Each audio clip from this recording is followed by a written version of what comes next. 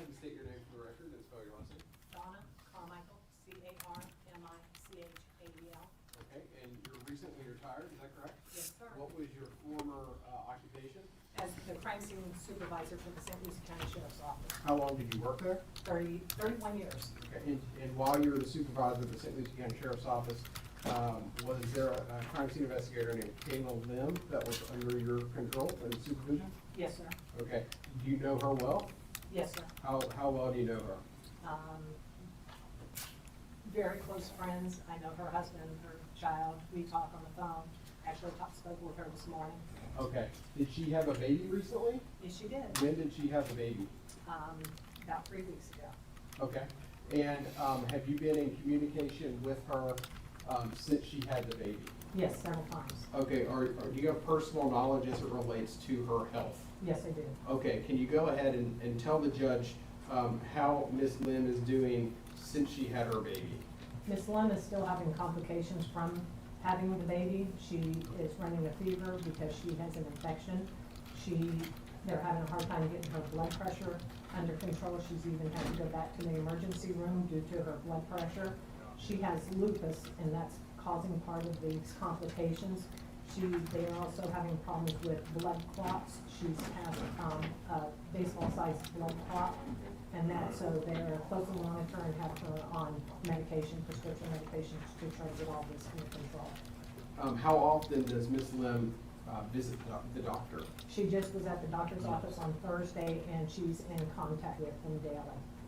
She maintains daily contact with the doctor? Yes, sir. They're monitoring all of her vitals. Okay, and did Ms. Lim also have a high-risk pregnancy? Yes, sir, due to her lupus. Okay, and did she miss a lot of work because of that? Yeah, she missed several months of work. Okay, is she back to work, or is she still on FMLA duty? She's out on FMLA. Okay, is Ms. Lim, based on all of the circumstances that you just described, is Ms. Lim able to report to court and testify in this case? No, sir, due to the symptoms, her blood pressure goes up and down continuously, and she never knows when she's had an episode, and that's causing migraines for her, and that kind of stuff. Okay, thank you. I have no further questions. Any questions from the defense? No questions. All right, any argument from the defense as to the requested finding?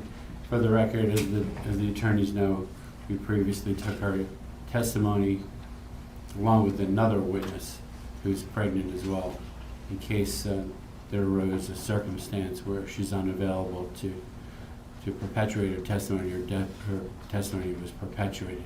From the defense, any objection? Yes, Judge, we do object. Again, I understand the nature of the situation. However, this being a capital case, again, we have offered that the witness be able to testify via Zoom. I do not think that there has been a sufficient evidence laid that this witness cannot testify via Zoom. Her testimony would be very brief and short. She could come today or tomorrow on Zoom and be done with her testimony very quickly. So we'll leave it to the discretion of the court. And we've had no medical testimony of any person with medical knowledge regarding her inability to, again, get on a Zoom. She's not hospitalized. To my knowledge, she is at home. And while under the care of her doctor, she is at home. And I don't know that anything's preventing her from, again, with the age of technology, getting on Zoom to do a very brief trial testimony. Yes, sir. As authority, I would cite a case called Richardson versus State, 182 Southern 3rd 918. It's from the 1st District Court of Appeals in 2016.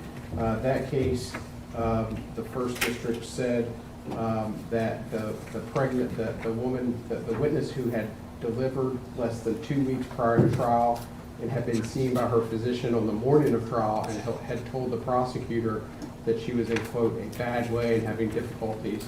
The 1st District said that did meet the unavailability requirement under the former testimony exception.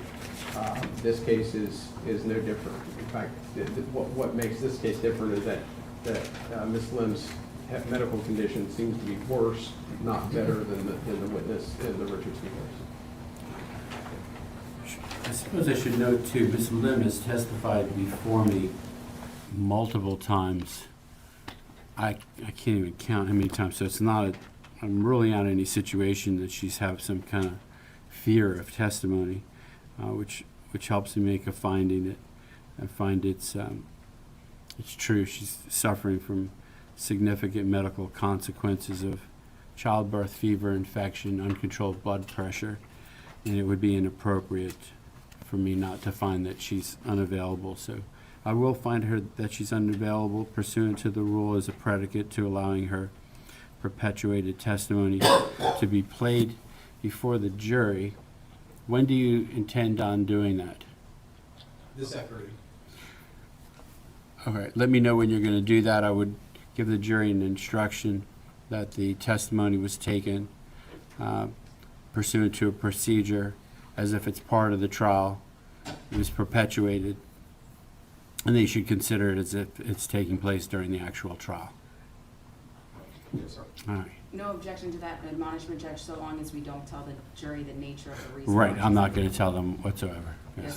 So then the only other question that I have is, so the perpetuation of her testimony is on a video Mhm. that I have on a thumb drive. I marked that as an exhibit. I was just gonna ask the court to move it in as a court exhibit. And then she admitted 3 photos, I think, and 3 swabs that were admitted during hers. They're the same exact exhibit numbers from the prior hearing that we already did, and I would just move those in before I play her testimony is what I guess the way that I planned on doing it. I don't know if the defense has any objection to that. I have her admitting, Where's the one that's all put together? 7 things.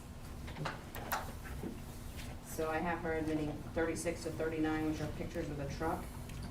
And then she also admitted 33, 34, and 35. 36, 37, Mhm. 38, 39, Yep.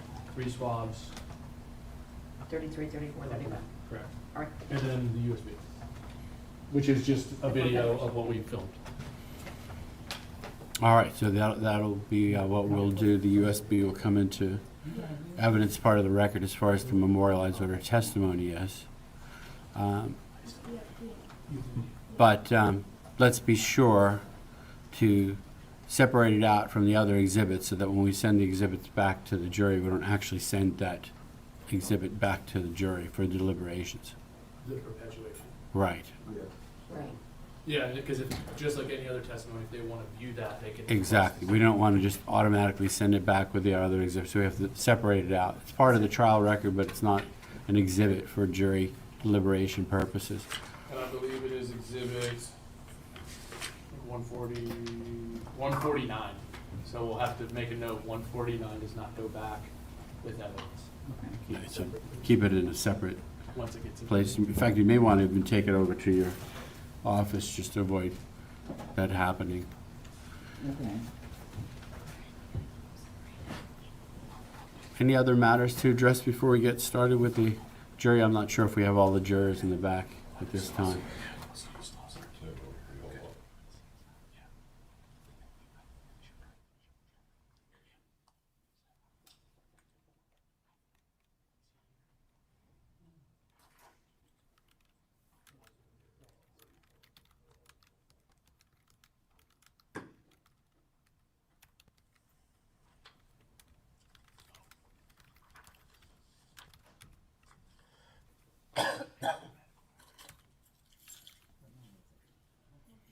Any word on that? Second group coming down the back hall, I believe, getting them situated.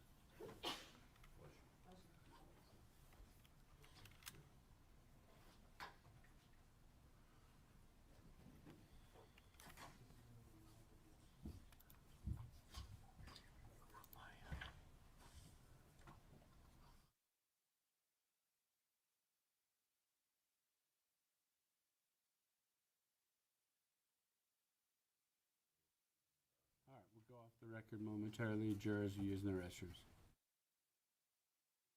I guess the defense is pointing out that there's some redactions that need to be done. Okay, so let's send the jury back into the jury room while we sort this out so they can relax. So, let's say that.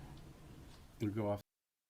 Exhibit 151 is the OBGYN medical records of the victim through Dr. Stoessel. We have agreed at this time we're going to move to admit now, but we've marked off the redaction, so we're not going to give this to the jury until we can redact the portions that we've agreed to. Okay. Otherwise, ready for the jury? Yes, sir. Let's bring in the jurors. We'll get started.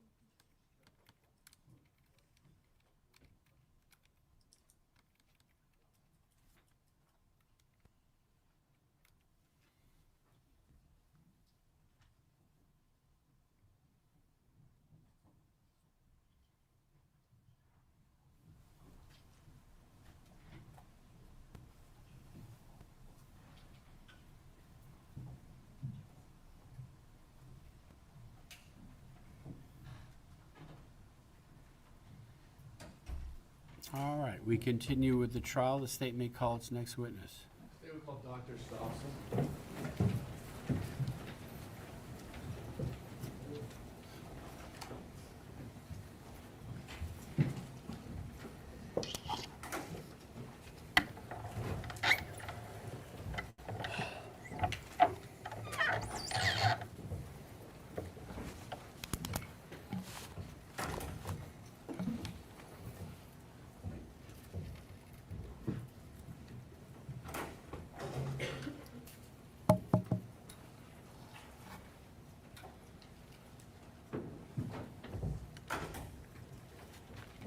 So if you can come forward, raise your right hand and please support. Do you swear affirm that the evidence you're about to give is the truth, the whole truth, and nothing but the truth? Yes. Thank you. You can head over that way to the witness stand.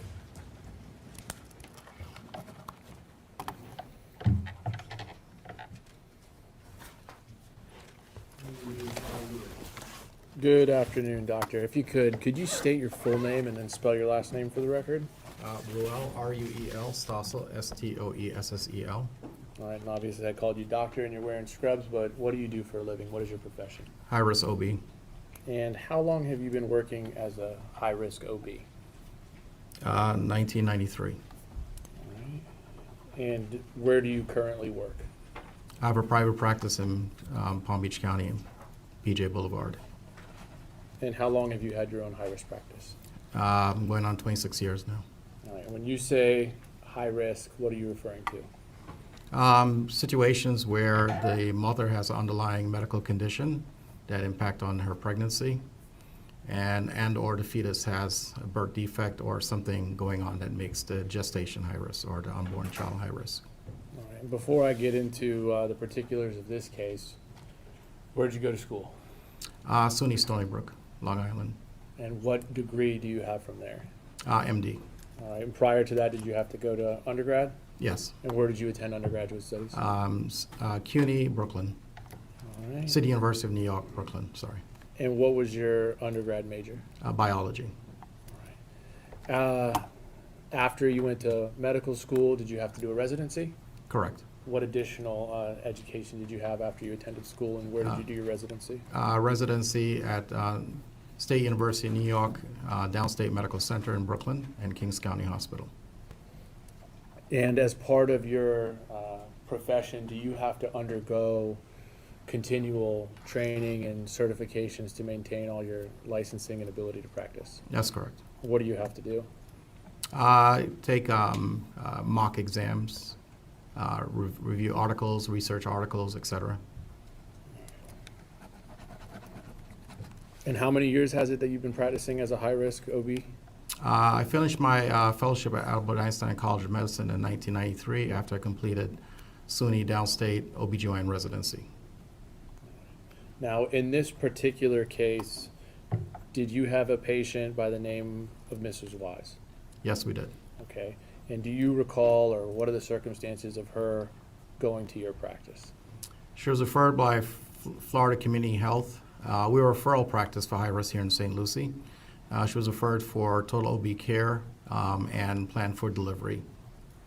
All right. So were you going to be, or were you her OB/GYN for the course of her pregnancy? Yeah, correct. We were the maternal fetal medicine high risk obstetrical program that she was referred to. All right. And patients that have you as their doctor, how often do they come in and see you? Depending on the situation, at anywhere from 1 to 4 weeks, sometimes twice a week if they're very high risk. All right.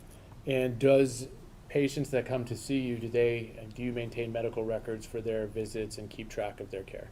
Yes, we do. Okay, and did you do that for Ms. Wise's case? Did she have medical records? Yes, she did. And have you had an opportunity to review those prior to today? Yes, I have. At this time, the state would move into evidence by prior business notification, State's Exhibit 151, the medical records of the victim. No objection, subject to our previous discussion. Subject to previous discussion and ruling, that item will come into evidence at this time. All right, so you just testified that you are a high-risk doctor and you do get referrals out of St. Lucie County, is that right? They referred to me for care. What was the reason for Ms. Wise's referral to you? It was a maternal condition of, she had a history of supraventricular tachycardia, or SVT. And can you tell the jury what is SVT? Basically means that the heart speeds up suddenly, and because this is going so fast, the blood flow patterns change. They can lose consciousness, have chest pains. And based on this condition known as SVT, would that qualify her pregnancy as a high-risk pregnancy? Yes, it does. All right. And did she regularly visit your office? Yes, she did. Did she ever miss any appointments? No, she did not. When she attended, or when she first was referred to your office, did she have to undergo a standard blood panel that you require of all your patients?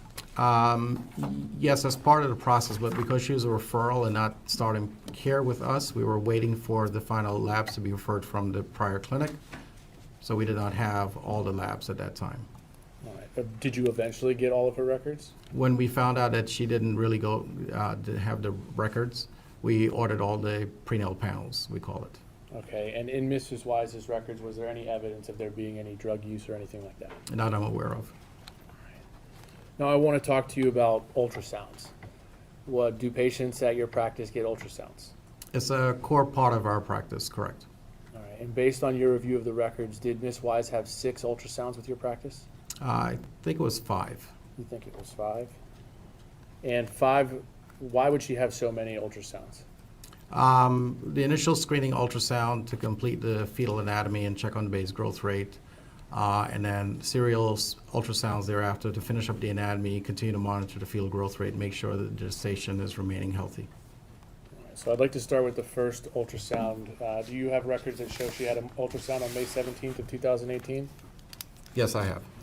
At that point in time, how far along was Ms. Wise in her pregnancy? Based on the ultrasound that was given to us, she was 18 weeks and 3 days when we saw her on that date. And as far as your opinion, any issues with the state of either Ms. Wise's health or the baby's health at that time? She was clinically stable. It's just that she has these intermittent supraventricular tachycardia. The gestation as a size equal dates, and we did not see anything that puts the baby high risk for any birth defects or abnormalities. All right. So let's go to the next ultrasound. Are you showing that she also had an ultrasound on June 15th of 2018? That's correct. Okay, and how far along did you determine the pregnancy to be at that time? She was 22 weeks and 4 days. And is that showing consistent growth with the time of the last ultrasound leading up to this one? Yes, that ultrasound composite was coming out at 22 weeks, 5 days, and by early ultrasound, she was 22 weeks, 4 days. And the size of the baby was appropriate, and we didn't see any birth defects. All right, let's go to now July 13th of 2018. Did you also complete an ultrasound on that day?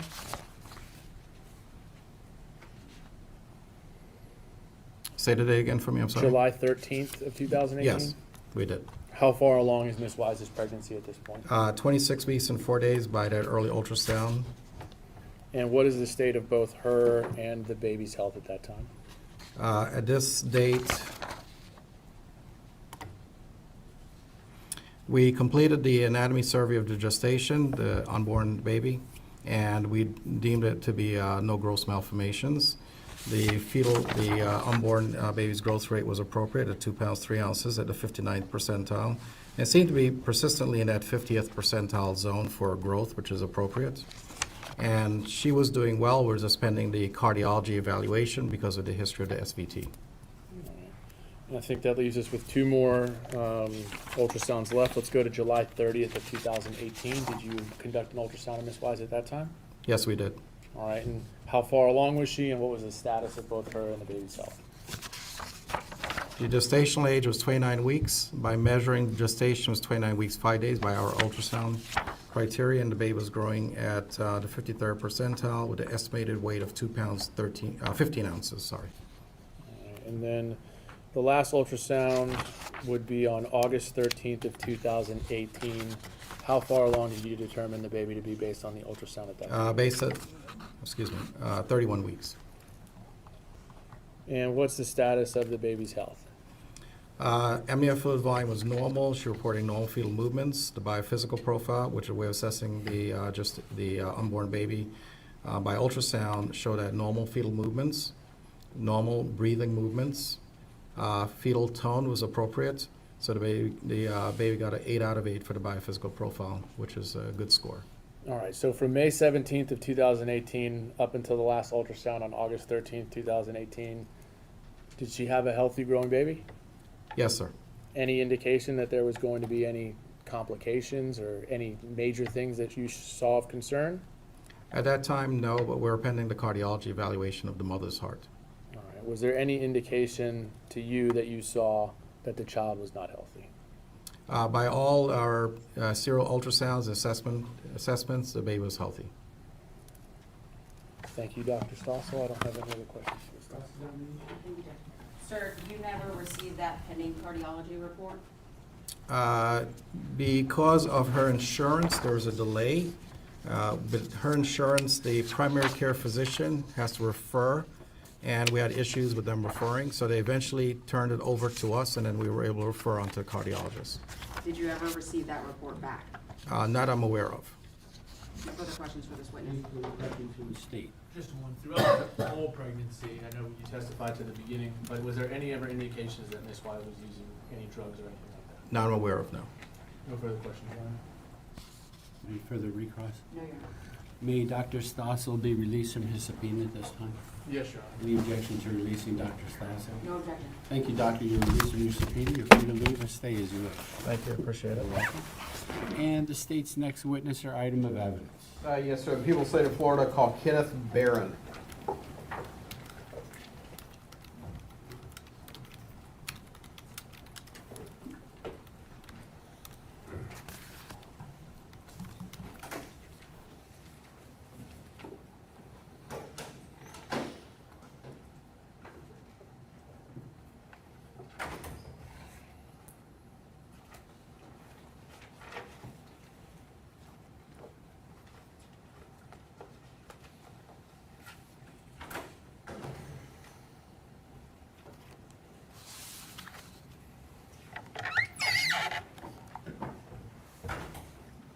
Sir, can you raise your right hand and face the court? Do you swear affirm that evidence you're about to give will be the truth, the whole truth, and nothing but the truth? Yes, ma'am. Thank you. You can head over that way, the witness.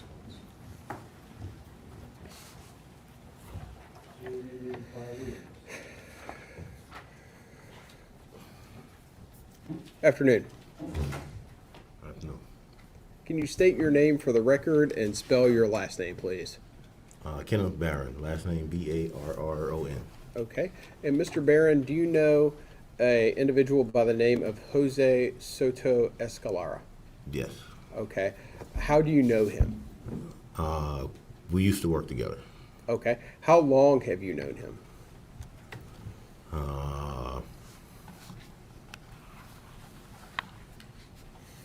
prior to working together, total probably like 10, 15 years.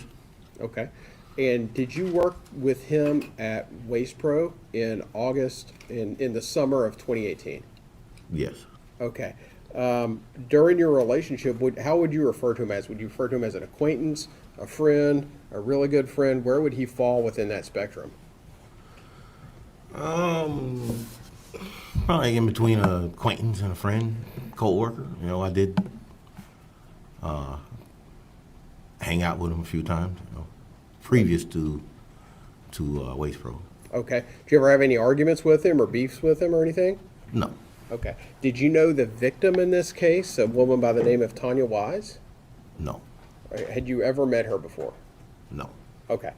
Let me take you back to the summer of 2018. Did you have a conversation? Objection be moved. It is overruled pursuant to previous court ruling. Okay, I'll start over. Let me take you back to the summer of 2018. Did you have a conversation with this defendant, Jose Soto-Escalera, about a gun, a firearm? Yes. Okay, tell the jury about that. I completed my route and I was at the landfill dumping the truck. They have two different places you can dump the truck, on the hill or inside the building. So I was on the hill. He approached me on the hill and asked me about selling him a firearm. Okay, and tell the jury about that. What specifically do you recall about that? He asked me about selling him a firearm. I asked him, like, what kind of firearm are you talking about? Are you talking about a large gun, small gun? Like, what are we talking about? And he just said, oh, he just wants something, you know, something small, something like kind of like off the record, not like sell him something I personally own. Like he wanted something like off the street, kind of sort of. Okay. So I asked him why, because I know he has firearms. How he got them, I have no idea, but I know he had some. So I asked him, like, I was under the impression that he could legally. Calls for speculation. I'll sustain the objection. You need to ask a question, make sure the witness is answering the exact question that you're asking. Sure. Go ahead. You said, let me take you back. So you said that he wanted a gun that, I believe you said, you phrased it as off the records or off the books. Is that right? Correct. Okay. What did he specifically say to you? Did he say that he wanted a ghost gun? Correct. Is that how he phrased it? That's how he phrased it. Okay. Tell the jury specifically and exactly what he said. He said, I'm looking for something like a ghost gun. Okay. And what was your response to that? I said, I don't have anything to do with any of that. I'll overrule the objection as far as what he said in response. You can answer the question. I don't know if you answered it. You can answer the question. I didn't quite hear what you said. My response to what he said was, I don't have anything to do with that. Like, all of my firearms are legal. Okay. Okay. So I don't have anything illegal to sell. I don't know anyone that has anything illegal to sell. And I was trying to figure out, why are you asking me that? Because I was under the impression. Hold on a second. Let's stick with the script, question and answer. Yeah, okay. So you didn't know why he asked you that, is that right? Correct. Okay, so here's my question. This homicide occurred, Ms. Wise's body was found on August 24th of 2018. Mm-hmm. So as best you can estimate, when did this conversation occur with Jose Soto-Escalera regarding the ghost gun? This was 2 to 3 weeks, 2 to 4 weeks tops. It was recent.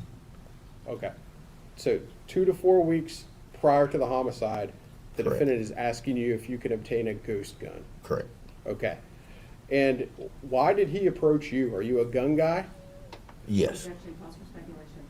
I'll sustain the objection. Okay. Jury should disregard the answer. Okay. So he approached you and that happened.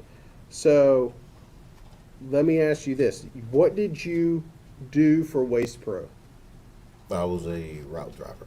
Okay. And are you familiar with the route that, first of all, are you familiar with your own routes? I would imagine you are. Correct. Okay. Yes. And are you also familiar with the routes, the trash routes of the defendant?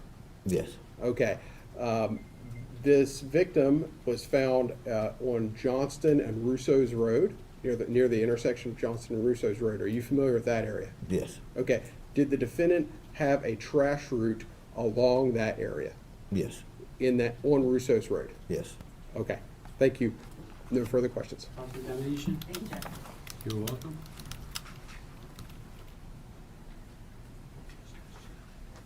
Sure, I think you said that, you knew my client for a long time before you started working at the Waste Pro together, is that right? Correct. And you knew his wife, Deb Soto-Escalera? Yes, but I didn't know her a long time though. Okay, but you knew her, I know her, yes. right? Because Deb also worked at Waste Pro, right? Correct. Okay, she was a route supervisor? Correct. Okay, so that means she was over the people who drive the routes, is that right? Yes. Did my client have a person who rode in the truck with him? Yes. Who was that? I don't know. Was it his brother Eric, or his nephew Eric Alvarado? That's what I was been told, but I don't know that, for sure. I don't know the guy. Okay, understood. You said when the state was talking to you that my client asked you for a gun, is that right? Correct.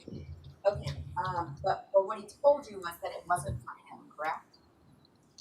After I questioned him about that, yes. Okay, so he said it wasn't for him and he told you that it was for his nephew, correct? Nephew, cousin, something of that nature.